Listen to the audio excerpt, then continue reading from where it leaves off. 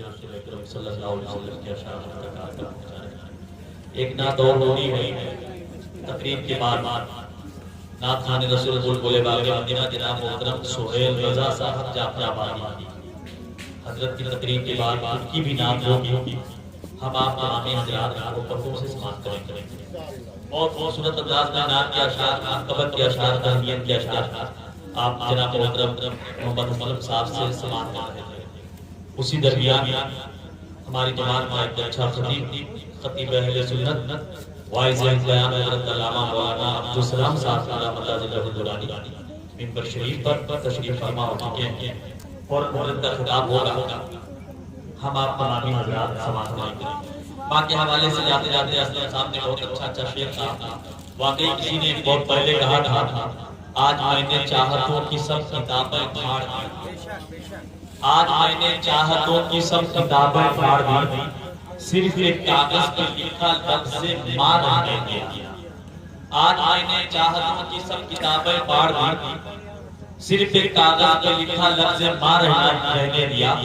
یا جب بھی کشتی میری سیلاب میں آ جاتی ہے، جن لوگوں نے اپنی ماں کا دودھ پیا ہے وہ ضرور سبحان اللہ کہیں گے۔ لیکن تو دودھ دکانوں پر بھی ملنے لگا، ڈبے بھی ملنے لگا۔ جن لوگوں نے اپنی ماں کا دودھ پیا ہوگا وہی وہ بولیں گے سبحان اللہ۔ مجھے ایک بات یاد آئی، ایک ماں کے بچے کی پیدائش کا موقع سے اسپتال لے جایا گیا۔ بہت غور سے سنیے، ماں کی محبت دیکھیں، ماں کی ممتا دیکھیں۔ شاید مان لو بیٹھے تو ڈاکٹر نے کہا کہ دو لوگوں میں ایک ہی کی جان بچائی جا سکتی ہے، یا تو ماں کی جان بچ سکتی ہے یا تو بچے کی جان بچ سکتی ہے۔ بہت غور سے سنیے گا۔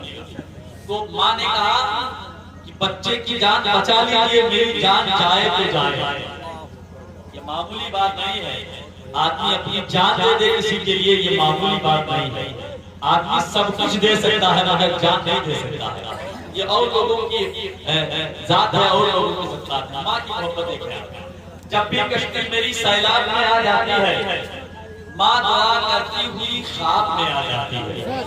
اور زور سے بولیے سبحان اللہ۔ جب بھی کشتی میری سیلاب میں آ جاتی ہے، ماں دعا کرتی ہوئی خواب میں آ جاتی ہے۔ یا ڈاکٹر راحت اندوری نے کہا تھا الماری سے خط اس کے پرانے نکل آئے، چہرے پہ میرے دل سے یہ دانے نکل آئے۔ ماں بیٹھ کے تکتی تھی جہاں سے میرا رستہ، مٹی کو ہٹایا تو خزانے نکل آئے۔ اور زور سے بولو سبحان اللہ۔ ماں بیٹھ کے تکتی تھی جہاں سے میرا رستہ، مٹی کو ہٹایا تو خزانے نکل آئے، مٹی کو ہٹایا تو خزانے نکل آئے۔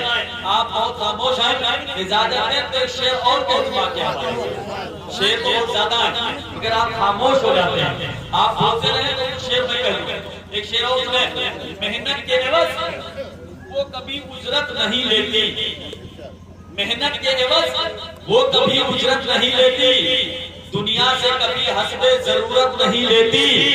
یہ ماں کا جگر ہے کہ لہو اپنا پلا کر بیٹے سے کبھی دودھ کی قیمت نہیں لیتی۔ یہ ماں کا جگر ہے، یہ ماں کا جگر ہے کہ لہو اپنا پلا کر بیٹے سے کبھی دودھ کی قیمت نہیں لیتی، بیٹے سے کبھی دودھ کی قیمت نہیں لیتی۔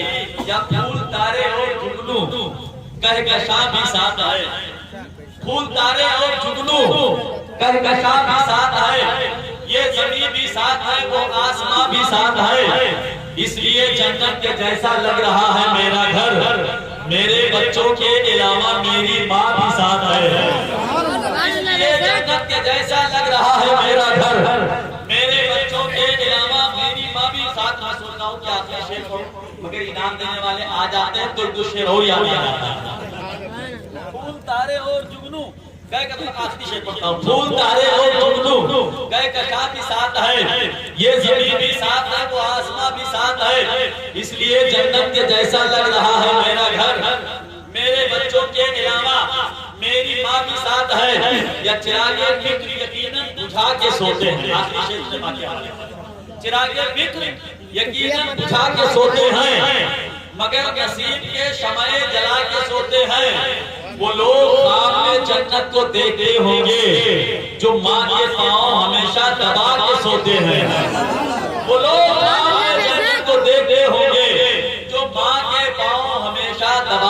ہوتے ہیں. میں بہت بہت مبارکباد پیش کرتا ہوں آپ تمامی حضرات کو اور آج کے اس قریب شان پروگرام میں اہتمام کرنے والوں کو کہ جنہوں نے رسالے ثواب کے حوالے سے محفل کا اہتمام کیا. یہ مبارک مہینہ بڑے پیر سرکار غوث اعظم سے تعلق رکھتا ہے جسے دنیا غوث اعظم کہتی ہے. زور سے بول دو غوث اعظم کے نام سے سبحان اللہ. اور زور سے بولو بڑے پیر صاحب کے نام پیر سرکار غوث اعظم کے نام. آخری شریف ہے جو در پہ آتے ہیں ان کو سنبھال لیتے ہیں. جو در پہ آتے ہیں ان کو سنبھال لیتے ہیں. بڑے پیر سرکار غوث اعظم کی حضرت بیان فرما رہے تھے. بہت اچھی گفتگو ہو رہی تھی. بڑے پیر سرکار غوث اعظم کی بارگاہ میں ایک شیخ صاحب حاضر ہوئے تو انہوں نے کہا کہ میرا جب کوئی مرید غلطی کرتا ہے گناہ کرتا ہے تو یا تو ایک مہینے میں توبہ کر لیتا ہے نہیں تو مارے دے کے مر جاتا ہے. اب غوث اعظم کو فرماتے ہیں غوث اعظم کہتے ہیں میرا معاملہ اس سے الگ ہے. تو شیخ صاحب نے کہا کہ آپ کا کیا معاملہ ہے؟ تو غوث اعظم کہتے ہیں کہ میرا جب کوئی چاہنے والا میرا جب کوئی غلام میرا کوئی جب ماننے والا میرا جب کوئی بری غلطی کرتا ہے گناہ کرتا ہے تو اس وقت تک وہ مرتا ہی نہیں جب تک توبہ نہیں کر لیتا. وہ اس وقت تک مرتا ہی نہیں جب تک وہ توبہ نہیں کر لیتا. وہ بڑے پیر سرکار کی بارگاہ ہے. کرم حد سے جو در پہ آتے ہیں ان کو سنبھال لیتے ہیں. علی کے لال غریبوں کو پال لیتے ہیں. جناب غوث کو رب نے وہ مرتبہ بخشا لہر سے مردوں کو زندہ نکال لیتے ہیں. وہ مرتبہ بخشا لہر سے مردوں کو زندہ نکال لیتے ہیں. میں بڑے اپنے احترام کے ساتھ بڑے بڑے جلسوں میں بڑے بڑے کانفرنسوں میں ان کی تقریریں ہوتی ہیں. خطیب اہل سنت ناشی مسجد کے اعلیٰ حضرت حضرت علامہ مولانا عبدالسلام صاحب نظری. میں ایک بات کہتا ہوں تحدیث نعمت کے طور پر اور آپ کوئی دوسری چیز نہ سمجھیے گا. بحریہ میں آ کے جس کی تقریر ہو جائے جس کی اناؤنسمنٹ ہو جائے جس کی نعت ہو جائے تو علاقے میں وہ مقبول ہو جائے. وجہ یہ ہے کہ یہاں مدرسے کے اساتذہ یا یہاں کی عوام اس معاملے میں سمجھوتا نہیں کرتے. جہاں بھی ذرا سی کوئی بات ہوتی ہے تو علماء عوام کھڑی ہو رہی. حضرت یہ آپ نے غلطی کیا ہے اسے آپ رجوع کر لیں.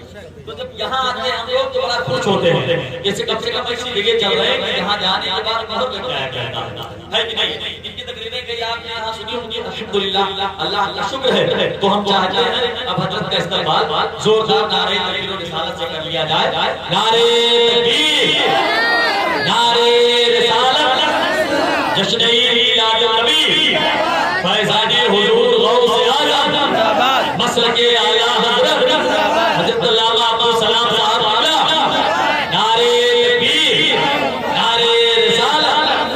کتنا اونچا تیرا کردار نظر آتا ہے. آسمان سائے دیوار نظر آتا ہے. تو نے جس روز سے دشمن کی عیادت کی ہے کفر اس روز سے بیمار نظر آتا ہے.